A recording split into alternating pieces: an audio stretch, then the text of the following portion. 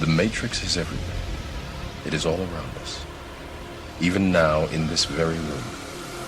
You can see it when you look out your window or when you turn on your television. You can feel it when you go to work, when you go to church, when you pay your taxes. It is the world that has been pulled over your eyes to blind you from the truth. What truth? That you are a slave, Neo. Like everyone else, you were born into bondage, born into a prison that you cannot smell or taste or touch. A prison for your mind. Welcome to the real world. I know you're out there. I can feel you now. I know that you're afraid. You're afraid of us. You're afraid of change. I don't know the future. I didn't come here to tell you how this is going to end. I came here to tell you how it's going to begin. I'm going to hang up this phone, and then I'm going to show these people what you don't want them to see. I'm going to show them a world without you. A world without rules and controls, without borders or boundaries. A world where anything is possible. Where we go from there is a choice I leave to you. Soul has no limitation.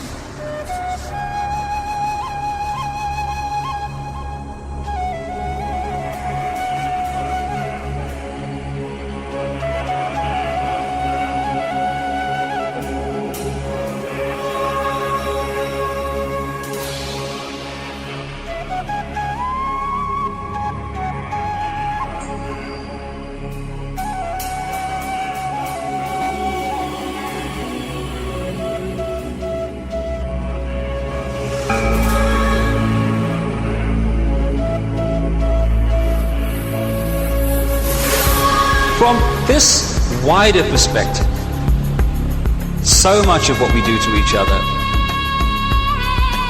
must have the rest of creation shaking their heads in disbelief. The fact is that someone born in the United States is not more special than someone born in Mexico. Someone born in London is not more special than someone born in Liverpool. Someone who is white is not more special than someone who is black. They're just vehicles for the consciousness to experience. If you go down to the seashore and you pick up a droplet of water in your hand, how can anyone say that that droplet is any more or less special than all the other billions and trillions of droplets you see in the ocean before you? It's the perfect environmental and human assassin. It insists every year that we take more from the earth even quicker, turn it into even more things, sell even more things, consume even more things, throw away even more things, to worship the real God of the modern world, economic growth. How can you buy or sell the sky? We do not own the freshness of the air or the sparkle on the water. How then can you buy them from us? Every part of the earth is sacred to my people, holy in their memory and experience. We know the white man does not understand our ways. He's a stranger who comes in the night and takes from the land whatever he needs. The earth is not his friend, but his enemy. And when he's conquered it, he moves on. He kidnaps the earth and his children. His appetite will devour the earth and leave behind a desert. If the beasts were gone, we would die from a great loneliness of the spirit. For whatever befalls the earth, befalls the children of the earth. Love is there.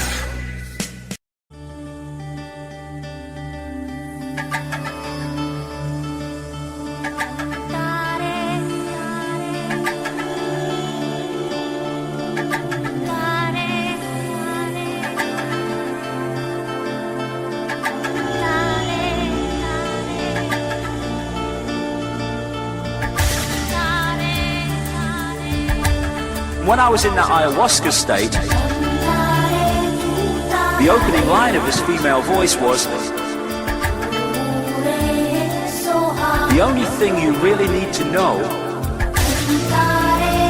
is infinite love is the only truth. Everything else is illusion. I looked down at my arm and I realized that I could no longer define the boundaries of my body. Because the left brain's shutting down, it's not decoding reality in the way it normally does, and so other levels of reality are able to be perceived because the decoding process is not affecting them.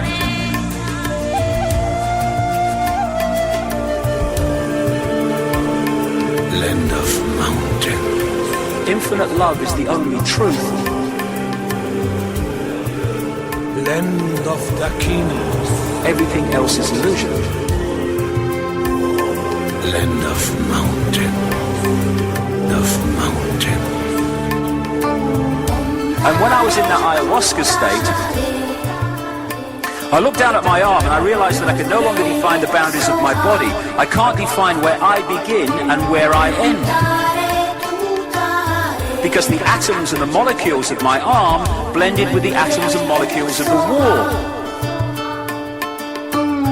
And when I was in that ayahuasca state, and all I could detect was this energy. And I'm asking myself, what's wrong with me? What's going on?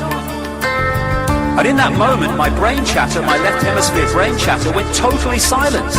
Just like someone took a remote control and pushed the mute button.